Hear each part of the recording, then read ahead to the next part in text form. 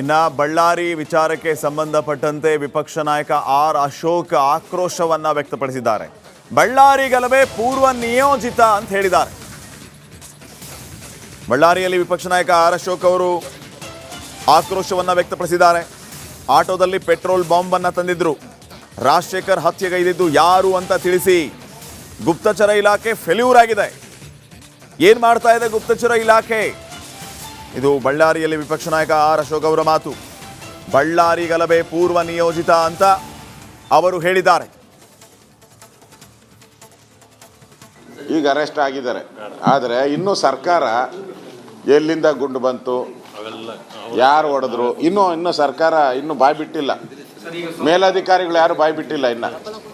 ಅದು ಬಾಯಿ ಬಿಡಬೇಕು ಅಂತ ನಾನು ಆಗ್ರಹ ಮಾಡ್ತಾ ಇದ್ದೀನಿ. ಯಾರು ಮಾಡಿದ್ರು ಅನ್ನೋದನ್ನ ಬಾಯಿ ಬಿಡಿ. ಇಷ್ಟೆಲ್ಲ ಆದ್ಮೇಲೆ ಅರೆಸ್ಟ್ ಮಾಡಿ ಎಲ್ಲ ಆಗಿದೆಯಲ್ಲ, ಇವಾಗಾದ್ರೂ ಬಾಯಿ ಬಿಡಿ ಸರ್ಕಾರ, ಯಾರು ಮಾಡಿದ್ರು ಅಂತ ಹೇಳಿ. ಅದೇ ಆಟೋದಲ್ಲಿ ನೋಡಿದೆ, ಆಟೋದಲ್ಲಿ ಇದೆಲ್ಲ ಬಾಂಬ್ಗಳು ಥರ ಏನೋ ಮಾಡ್ಕೊಂಡು ಬಂದಿದ್ರಂತೆ, ಪೆಟ್ರೋಲ್ ಬಾಂಬ್ಗಳೆಲ್ಲ. ಅದನ್ನು ಪೊಲೀಸರು ಓಡಿಸಿರೋದು, ಆಟೋ ಓಡ್ತಾ ಇರೋದು ಅದು ನೋಡಿದ್ದೀನಿ. ಅದು ಇದೆ ನಮ್ಮ ಹತ್ರ. ಅಂದರೆ ಇದೊಂಥರ ಪೂರ್ವ ಯೋಜಿತ ಪಕ್ಕ. ಇಂಟೆಲಿಜೆನ್ಸಿ ಫೇಲ್ಯೂರಲ್ಲ ರೀ. ಈ ಇಂಟೆಲಿಜೆನ್ಸಿ ಅನ್ನೋ ಡಿಪಾರ್ಟ್ಮೆಂಟೇ ಇಲ್ಲ ಕರ್ನಾಟಕದಲ್ಲಿ. ಸತ್ತೋಗ್ಬಿಟ್ಟಿದೆ. ಅದಿದ್ದಿದ್ರೆ 1000 ಜನ ನಡ್ಕೊಂಬರೋವರೆಗೂ ಯಾರಾನ ಸುಮ್ಮನೆ ಇರ್ತಾರಲ್ರಿ. ಅಲ್ಲಿಂದ ಇಲ್ಲಿಗೆ ಬರಬೇಕಾದ್ರೆ 1 ಕಿಲೋಮೀಟ್ರ್ ಆಗಲ್ವಾ? 1 ಕಿಲೋಮೀಟ್ರ್ ಬರಬೇಕಾದ್ರೆ ಇಂಟೆಲಿಜೆನ್ಸಿ ಇದ್ದರೆ ರಿಸರ್ವ್ ವ್ಯಾನ್ ಬರೋಕ್ಕೆ ಎಷ್ಟು ಇಲ್ಲೇ ಇರ್ತೈತಲ್ಲ. ರಿಸರ್ವ್ ಬಳ್ಳಾರಿಗೆ ಒಂದು 50-60 ರಿಸರ್ವ್ ವ್ಯಾನ್ಗಳು ಇರ್ತವೆ. ಈಗ ಕಾಂಗ್ರೆಸ್ ಅಧಿಕಾರಕ್ಕೆ ಬಂದ್ರೆ ಅಧಿಕಾರಿಗಳು ಬಲಿಯಾಗ್ತಾರೆ ರಾಜ್ಯದಲ್ಲಿ ಅಂತ ಕೇಂದ್ರ ಸಚಿವೆ ಶೋಭಾ ಕರಂದ್ಲಾಜೆ ಅವರು ವಾಗ್ದಾಳಿಯನ್ನ ನಡೆಸಿದ್ದಾರೆ ಕಾಂಗ್ರೆಸ್ನ ವಿರುದ್ಧ. ಇಲ್ಲಿ ತಮ್ಮ ವೈಫಲ್ಯವನ್ನ ಮುಚ್ಕೊಳ್ಳೋದಕ್ಕೆ ಅಧಿಕಾರಿಗಳನ್ನ ಬಲಿ ಕೊಡ್ತಾರೆ ಕಾಂಗ್ರೆಸ್ನವರು ಅಂತ ಹೇಳಿ ಶೋಭಾ ಕರಂದ್ಲಾಜೆ ವಾಗ್ದಾಳಿ ನಡೆಸಿದ್ದಾರೆ. ಬಳ್ಳಾರಿ ಎಸ್ಪಿ ಪವನ್ ನಜ್ಜೂರ್ ಮಾಡಿದ ತಪ್ಪೇನು ಇಲ್ಲಿ? ಸ್ಟೇಷನ್ ಪರಿಚಯ ಆಗೋ ಮೊದಲೇ ಗಲಭೆ ಆಗಿದೆ. ಇನ್ನೂ ಬಂದು ಅವರು 1 ದಿನ ಆಗಿಲ್ಲ ಡ್ಯೂಟಿ ಬಂದು, ಆಗಲೇ ಅವರನ್ನ ಈ ರೀತಿ ವರ್ಗಾವಣೆ ಮಾಡಿದ್ರೆ ಇದು ಯಾವ ನ್ಯಾಯ?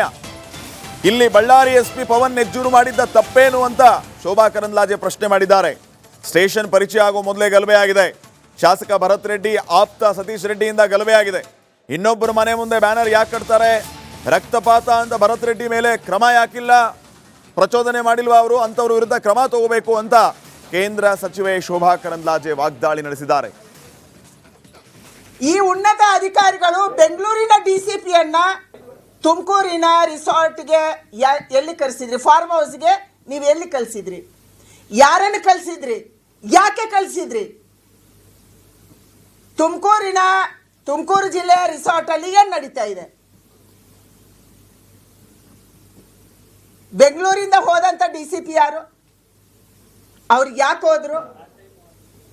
ರಾಜ್ಯದ ಉನ್ನತ ಪೊಲೀಸ್ ಅಧಿಕಾರಿ ಅವರನ್ನು ಯಾಕೆ ಕಳಿಸ್ಕೊಟ್ರು? ಪವನ್ ನೆಜ್ಜೂರ್ ಅವರು ಬರೆದಂತ ಡೆತ್ ನೋಟನ್ನೇ ಏನ್ ಮಾಡಿದ್ರಿ? ಅದನ್ನ ಮುಚ್ಚಿ ಹಾಕೋದಕ್ಕಾಗಿ ನೀವು ಬೆಂಗಳೂರಿಂದ ಡಿಸಿಪಿಯನ್ನ ಕಳಿಸ್ತೀರಿ, ಡೆತ್ ನೋಟನ್ನ ಕೈಯಲ್ಲಿ ಇಟ್ಕೊಂತೀರಿ, ಅದನ್ನ ಬಿಡುಗಡೆ ಮಾಡಲ್ಲ. ಖಾಸಗಿ ಆಸ್ಪತ್ರೆಗೆ ಹೋಗಿ ಯಾವ ಮಾತ್ರೆಯನ್ನ ಪವನ್ ನೆಜ್ಜೂರು ನುಗ್ಗಿದ್ರು ಅದನ್ನ ಹೊಟ್ಟೆ ಕ್ಲೀನ್ ಮಾಡಿಸುವಂಥದ್ದಾಗತ್ತೆ. ಏನ್ ನಡೀತಿದೆ ರಾಜ್ಯದಲ್ಲಿ?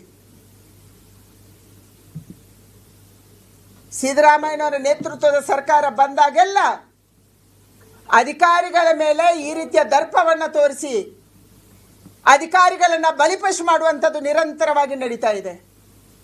ಈ ಉನ್ನತ ಅಧಿಕಾರಿಗಳು ಬೆಂಗಳೂರಿನ ಡಿಸಿಪಿಯನ್ನ ತುಮಕೂರಿನ ರಿಸಾರ್ಟ್ಗೆ ಎಲ್ಲಿ ಕಳಿಸಿದ್ರಿ? ಫಾರ್ಮ್ ಹೌಸ್ಗೆ ನೀವು ಎಲ್ಲಿ ಕಳಿಸಿದ್ರಿ? ಯಾರನ್ನು ಕಳಿಸಿದ್ರಿ? ಯಾಕೆ ಕಳಿಸಿದ್ರಿ?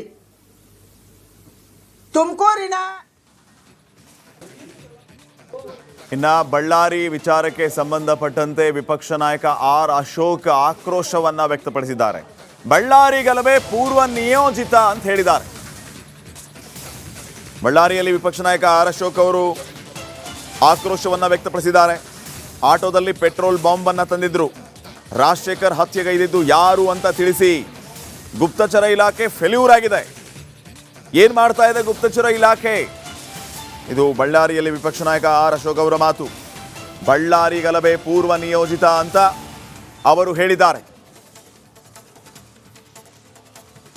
ಈಗ ಅರೆಸ್ಟ್ ಆಗಿದ್ದಾರೆ. ಆದರೆ ಇನ್ನೂ ಸರ್ಕಾರ ಎಲ್ಲಿಂದ ಗುಂಡು ಬಂತು, ಯಾರು ಹೊಡೆದ್ರು, ಇನ್ನೂ ಸರ್ಕಾರ ಇನ್ನೂ ಬಾಯಿ ಬಿಟ್ಟಿಲ್ಲ.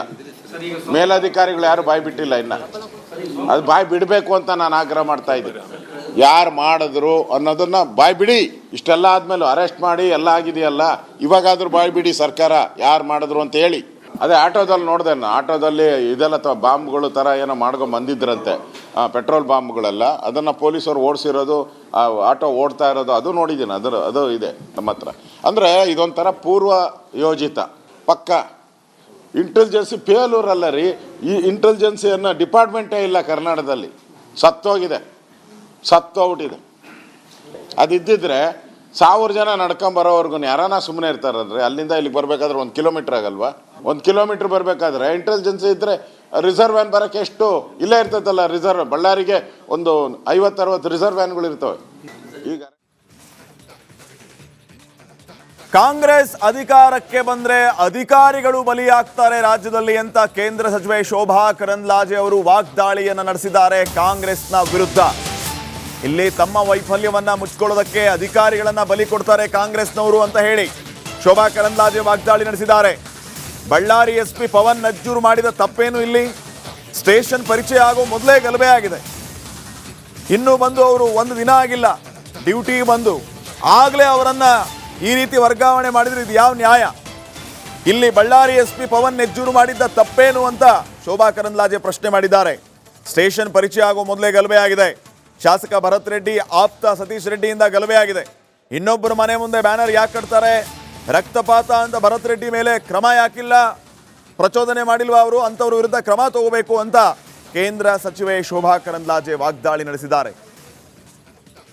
ಈ ಉನ್ನತ ಅಧಿಕಾರಿಗಳು ಬೆಂಗಳೂರಿನ DCPಯನ್ನ ತುಮಕೂರಿನ ರಿಸಾರ್ಟ್ಗೆ ಎಲ್ಲಿ ಕಳಿಸಿದ್ರಿ? ಫಾರ್ಮ್ ಹೌಸ್ಗೆ ನೀವು ಎಲ್ಲಿ ಕಳಿಸಿದ್ರಿ? ಯಾರನ್ನು ಕಳಿಸಿದ್ರಿ? ಯಾಕೆ ಕಳಿಸಿದ್ರಿ? ತುಮಕೂರು ಜಿಲ್ಲೆಯ ರಿಸಾರ್ಟ್ ಅಲ್ಲಿ ಏನು ನಡೀತಾ ಇದೆ? ಬೆಂಗಳೂರಿಂದ ಹೋದಂತ DCP ಯಾರು? ಅವ್ರು ಯಾಕೆ ಹೋದ್ರು? ರಾಜ್ಯದ ಉನ್ನತ ಪೊಲೀಸ್ ಅಧಿಕಾರಿ ಅವರನ್ನು ಯಾಕೆ ಕಳಿಸ್ಕೊಟ್ರು? ಪವನ್ ನೆಜ್ಜೂರ್ ಅವರು ಬರೆದಂತ ಡೆತ್ ನೋಟನ್ನೇ ಏನ್ ಮಾಡಿದ್ರಿ? ಅದನ್ನ ಮುಚ್ಚಿ ಹಾಕೋದಕ್ಕಾಗಿ ನೀವು ಬೆಂಗಳೂರಿಂದ DCPಯನ್ನ ಕಳಿಸ್ತೀರಿ, ಡೆತ್ ನೋಟನ್ನ ಕೈಯಲ್ಲಿ ಇಟ್ಕೊಂತೀರಿ, ಅದನ್ನ ಬಿಡುಗಡೆ ಮಾಡಲ್ಲ. ಖಾಸಗಿ ಆಸ್ಪತ್ರೆಗೆ ಹೋಗಿ ಯಾವ ಮಾತ್ರೆಯನ್ನ ಪವನ್ ನೆಜ್ಜೂರು ನುಗ್ಗಿದ್ರು ಅದನ್ನ ಹೊಟ್ಟೆ ಕ್ಲೀನ್ ಮಾಡಿಸುವಂಥದ್ದಾಗತ್ತೆ. ಏನ್ ನಡೀತಿದೆ ರಾಜ್ಯದಲ್ಲಿ? ಸಿದ್ದರಾಮಯ್ಯನವರ ನೇತೃತ್ವದ ಸರ್ಕಾರ ಬಂದಾಗೆಲ್ಲ ಅಧಿಕಾರಿಗಳ ಮೇಲೆ ಈ ರೀತಿಯ